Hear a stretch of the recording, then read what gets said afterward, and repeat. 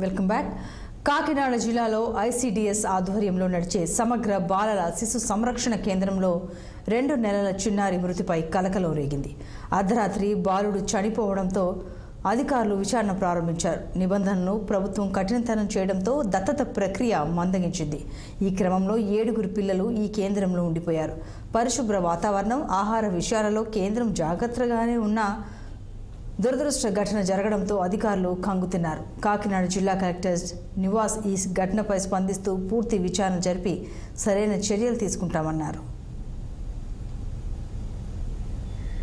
ఇది మా దృష్టికి తీసుకొచ్చారు. అది so what we have done now is that ఇప్పుడు కాకినాడ జీజీహెచ్ నుంచి ఒక బృందం, పీడియాట్రిషియన్ బృందం ఒకటి వాళ్ళ పిల్లలందరినీ స్క్రీనింగ్ చేయడానికి పంపిస్తున్నాము. పిల్లలు అక్కడ ఉన్నటువంటి 1 year లోపల ఉంటే పిల్లలు ప్లస్ అక్కడ ఉన్న మొత్తం 8 పిల్లలు ఉన్నారు. వాళ్ళందరూ కూడా కంటిన్యూ స్క్రీనింగ్ చేసి వాళ్ళకి ఏమిటంటే సమ్ చిల్డ్రన్ వాళ్ళు అనేటప్పుడు అంటే పుట్టేటప్పుడే కొన్ని ఎలిమెంట్స్ ఉంటాయి, అవి స్క్రీనింగ్ చేయలేకపోతే బయటికి మనకు తెలియదు. సో అందువల్ల వాళ్ళకి ఏదైనా ఇబ్బందులు ఉన్నాయా, దానికి ఏమైనా వాళ్ళకి చికిత్సలు అవసరం ఉన్నాయని చెప్పి తెలుసుకుంటూ దానికి కావాల్సిన చర్యలు తీసుకుంటాం. మరింత సమాచారం మా ప్రతినిధి దురాని అందిస్తారు. దురాని, శిశుగృహం దగ్గర ఉన్నాం. ఇది రాష్ట్ర ప్రభుత్వం ఆధ్వర్యంలో ఐసీడీఎస్ ఆధ్వర్యంలో నడిచే బాలల సమగ్ర శిశు రక్షణ భవనం. ఇది కాకినాడలో అంటే తూర్పుగోదావరి జిల్లాలో ఉండే భవనాల్లో పిల్లల్ని చంటి పిల్లల్ని సంరక్షించే కేంద్రం. సమాజంలో కొంతమంది చేసే తప్పుడు పనుల వల్ల కానీ లేకపోతే సమాజానికి భారంగా మారిన పిల్లల్ని అనాథలు చేయకుండా వాళ్ళకి ఒక సంరక్షణ తల్లిదండ్రులు కల్పించే ఉద్దేశంతో రాష్ట్ర ప్రభుత్వం సదుద్దేశంతో ప్రవేశపెట్టిన ఈ బాలల సంరక్షణ కేంద్రం మాత్రం అటు అనాథలు చేయకుండా పిల్లలు మాత్రం ఒక మంచి భవిష్యత్తు కల్పిస్తుంది. అయితే గత కొద్ది కాలంగా పిల్లల దత్తత కార్యక్రమం తప్పుదోవ పడుతుందని దీన్ని ఆన్లైన్లో తీసుకొచ్చిన తర్వాత మాత్రం ఒక సమగ్రంగానే దత్తత కార్యక్రమం జరుగుతుంది.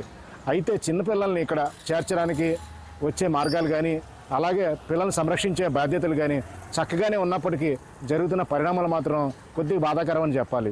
ఎందుకంటే నిన్న ఇక్కడ 2 నెలల బాబు మృతి చెందడంతో కొన్ని అవాంతరైన పరిస్థితులు ఏర్పడ్డాయి. అయితే మనం ఈ గృహం సందర్శించినప్పుడు మాత్రం ఇక్కడ పరిస్థితులు చాలా చక్కగా ఉన్నాయి. 6 పిల్లలు ఉన్నారు. 6 పిల్లలను కూడా ఆయాలు షిఫ్ట్ పద్ధతిలోనే సంరక్షిస్తున్నారు.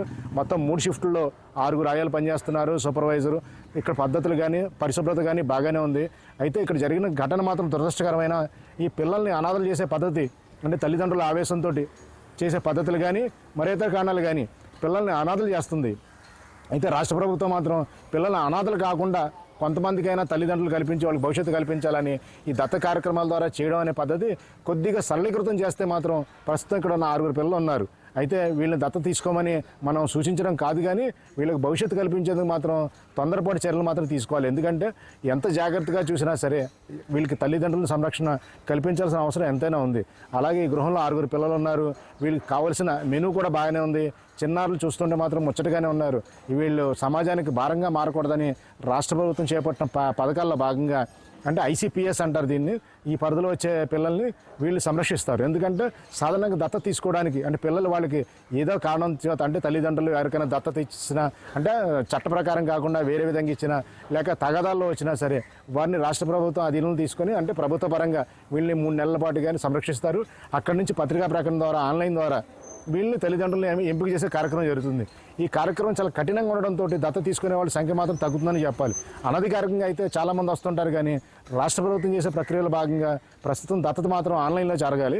ఆ ప్రక్రియ అప్పుడు కఠినంగా మారడంతో పిల్లలు చాలామంది ఈ గృహంలో ఉండిపోతున్నారు. ప్రస్తుతం ఈ గృహంలో 6 పిల్లలు ఉన్నారు. అంటే 2 రోజుల క్రితం నిన్న చనిపోయిన బాబు అయితే 2 నెలల బాబు చనిపోయాడు. అతనికి ఏ విధంగా చనిపోయారు అన్నది పోలీసులు వెల్లడించలేదు, కానీ ప్రస్తుతం 6 బాలలు మాత్రం ఆరోగ్యంగానే బాగానే ఉన్నారు. వీరి దత్తత కార్యక్రమానికి కొద్దిగా రాష్ట్ర ప్రభుత్వం తొందరగా సరళీకృతంగా చేస్తే మాత్రం వీళ్ళకి భవిష్యత్తు కల్పించిన వాళ్ళు అవుతారు.